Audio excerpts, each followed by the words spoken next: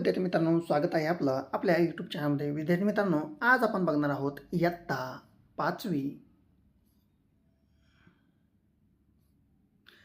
नमस्कार विद्यार्थी मित्रांनो, स्वागत आहे आपलं आपल्या यूट्यूब चॅनलमध्ये. विद्यार्थी मित्रांनो, आज आपण बघणार आहोत इयत्ता 5वी मराठी आकारित चाचणी क्रमांक 1 2026-27.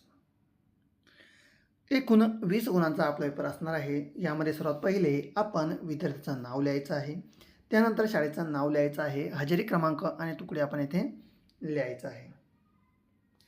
चला तर सुरू करूया आजचा पेपर. यामध्ये सर्वात पहिले आपला एक असणार आहे प्रश्न क्रमांक अ. रिकाम्या जागी कंसातील योग्य शब्द निवडून लिहायचा आहे. एकूण 3 गुणांसाठी.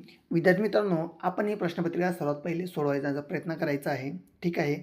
आणि जर आपल्याला ही प्रश्नपत्रिका सोडवता नाही आली तर मला कमेंटमध्ये सांगायचे, मी आपल्यासाठी ही प्रश्नपत्रिका नक्कीच सोडवून व्हिडिओ तयार करेन. यामध्ये पहिलं आहे कराची, जात, बावची, कुस्तीपटू, लाडू, धावपटू. यामध्ये एक अशी सोजी चांगली तर डॅश तरी बांधू ग बाई. यानंतर 2 गावचा बंडू शांत व कष्टाळू होता.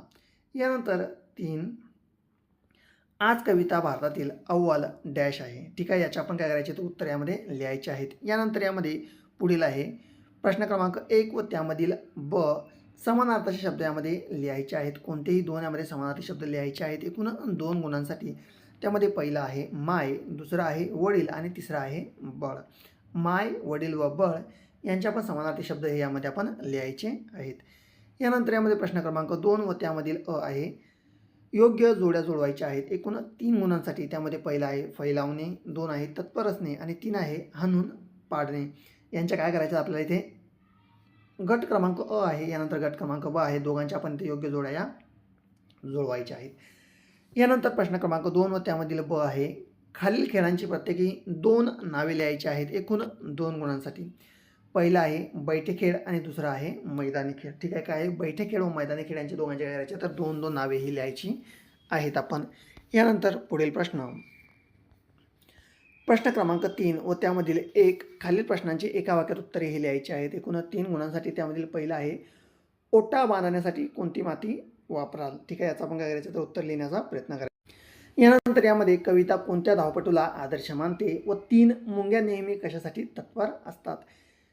यानंतर पुढील आहे प्रश्न क्रमांक 3 ब खालीलप्रमाणे प्रत्यय लावून नवीन शब्द लिहायचे आहेत. कोणतेही 2 यामध्ये आपण लिहायचे. उदाहरणार्थ दार, तर कसा करायचा आपण हे बघायचे.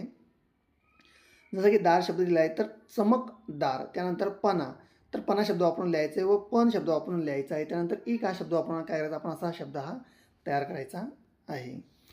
त्यानंतर पुढील प्रश्न असणार आहे प्रश्न क्रमांक 4 खालील शब्दसमूहात वाक्यात उपयोग करायचा आहे. एकूण 2 गुणांसाठी. त्यामध्ये पहिला आहे माग काढणे आणि दुसरा आहे दिलासा मिळणे. यानंतर प्रश्न क्रमांक 4 व त्यामधील ब खालील प्रश्नांचे उत्तर 3 ते 4 वाक्यात आपण काय करायचं तर इथे लिहायचे आहे. त्यामध्ये पहिला आहे कविताचे पाय कशामुळे कणखर बनले, ठीक आहे. काय ते कविताचे पाय कशामुळे कणखर बनले याचं काय करायचं आपण. यानंतर प्रश्न क्रमांक 4 व त्यामधील क आहे खालील वाक्यातील सर्वनामाला गोल करायचा आहे. त्याचा आवाज गोड आहे. एकूण 1 गुणांसाठी. विद्यार्थी मित्रांनो, व्हिडिओ आवडल्यास व्हिडिओला लाईक करायचे व नवीन असाल तर सबस्क्राईब करायचे. धन्यवाद.